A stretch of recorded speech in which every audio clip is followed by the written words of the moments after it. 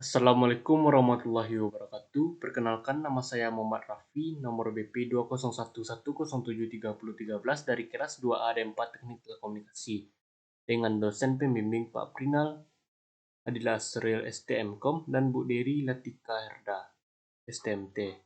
Baiklah, sini saya akan menjelaskan laporan yang telah selesai saya buat, yaitu tentang osilator RF AM transmitter.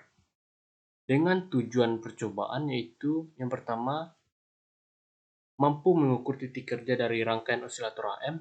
Yang kedua, menjelaskan ketergantungan frekuensi terhadap penguatan dari rangkaian pemancar AM. Yang ketiga, mampu menjelaskan pengaruh output osilator terhadap frekuensi pemancar. Yang keempat, mampu mengetahui dan memahami prinsip kerja dari rangkaian pemancar AM. Yang kelima, mampu memahami pengaruh komponen LC terhadap frekuensi pemancar dari rangkaian osilator. Yang keenam, menguasai konsep dari teori sistem elektronika telekomunikasi. Yang ketujuh, menguasai teori dasar elektronika dan rangkaian listrik dan sistem telekomunikasi. Yang ke-8, mampu mengoperasikan alat-alat bantu untuk keperluan pengukuran seperti software multisim. Yang ke-9, mampu bekerja sama dengan tim. Landasan teorinya yaitu pemancar AM mengambil sinyal audio sebagai input dan mengirimkan gelombang termodulasi amplitudo ke antena sebagai output untuk ditransmisikan. Diagram bloknya seperti ini. Ini adalah diagram blok dari AM transmitter. Cara kerjanya yaitu sinyal audio dari output mikrofon dikirim ke pra amplifier untuk meningkatkan level sinyal modulasi. Osilator RF menghasilkan sinyal pembawa, baik sinyal modulasi dan sinyal pembawa dikirim ke modulator AM. Power amplifier digunakan untuk meningkatkan level daya gelombang AM. Gelombang ini akhirnya teruskan ke antena dan ditransmisikan. Setiap blok akan dibangun dan disimulasikan secara terpisah sebagai berikut. Osilator Colpitts sebagai osilator F. Pada gambar ini menunjukkan osilator Colpitts. Bias pembagi tegangan R1 dan R2 mengatur titik operasi diam. Gambar 3 di bawah ini, ini adalah gambar 3. Ini adalah rangkaian ekuivalen osilator. Ini adalah rangkaian ekuivalen AC yang disederhanakan dari osilator Colpitts. Sirkulasi atau arus loop dalam tangki mengalir melalui C1 secara seri dengan C2. Perhatikan bahwa volt sama dengan tegangan AC di C1. Untuk peralatan dan komponennya, saya menggunakan laptop dan software multisim.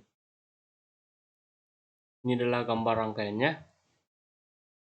Ini adalah langkah kerja yang akan kita lakukan pada multisim dengan data percobaan seperti tabel berikut ini.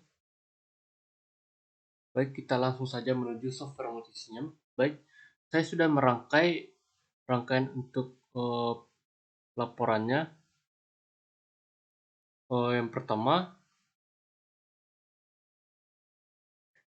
Yang pertama ini adalah menggunakan frekuensi yang ditentukan pada tabel sebelum melakukan pengaturan pada osiloskop. Kita menggunakan fungsi generator bernilai 5000 Hz.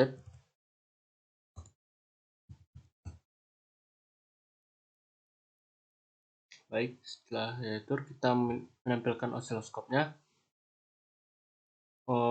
Saya menggunakan timebase dengan scale 50 US per div dengan channel A dengan scale 10 volt per div, channel B dengan scale 5 volt per div, single.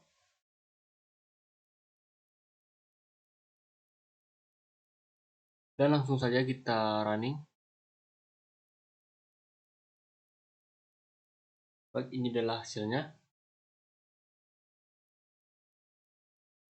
Yang kedua, menggunakan sebelumnya kita mengatur dulu time-nya.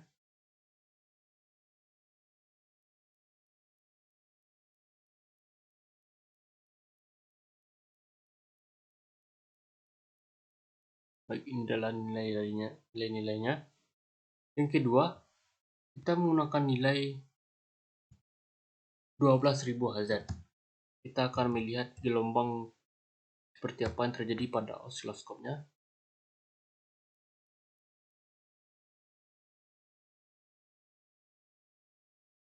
Baik, tunggu sebentar.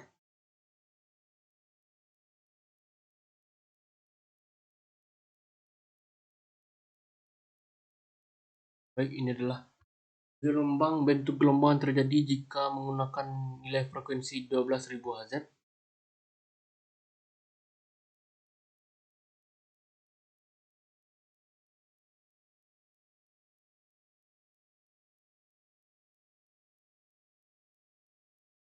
Yang ketiga, kita akan mencoba memasukkan nilai sebesar 45.000 Hz. Kita akan melihat perbandingannya dengan yang terjadi tadi dengan nilai 12.000 Hz. Baik, ini adalah bentuk gelombang yang terjadi jika memasukkan nilai frekuensi 45.000 Hz. Dan yang terakhir, kita akan mencoba memasukkan nilai frekuensi 150.000 Hz.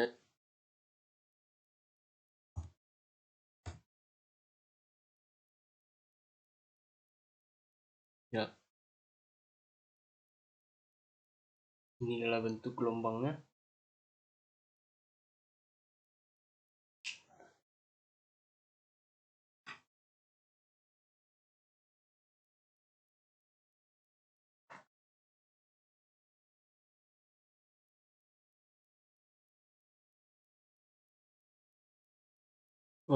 Ini adalah bentuk gelombang.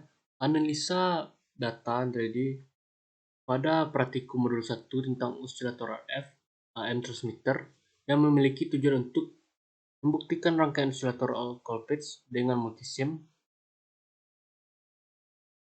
Pada percobaan pertama frekuensi 5000 Hz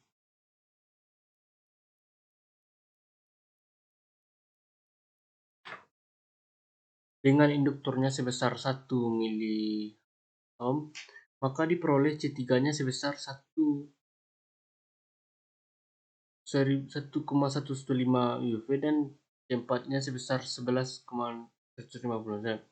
Pada percobaan kedua, frekuensi 12.000 Hz dengan induktornya sebesar 1 mA, maka diperoleh C3-nya sebesar 0,1936 UV dan C4-nya sebesar 1,936. Pada percobaan ketiga, frekuensi 45.000 Hz dengan induktornya sebesar 1 mHz, maka diperoleh C3-nya sebesar 13,773 NF dan C4-nya sebesar 137,73 NF. Pada percobaan keempat dengan frekuensi 150.000 Hz dengan induktornya sebesar 1 mHz, maka diperoleh C3-nya sebesar 1,738 F dan C4-nya sebesar 12,38 F.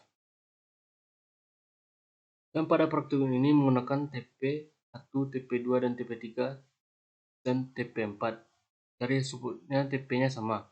Kesimpulannya adalah yang pertama, gelombang sinusoidal terbentuk ketika mengikuti nilai frekuensinya yang ada pada tabel. Yang kedua, ketika frekuensi semakin tinggi, maka C-nya semakin rendah. Menentukan nilai C3 dan C4 dapat menggunakan cara C4 per C3 sama dengan 10 dan C sama dengan C3 kali C4 per C3 tambah C4. Menentukan frekuensinya sama dengan F sama dengan 1 per T.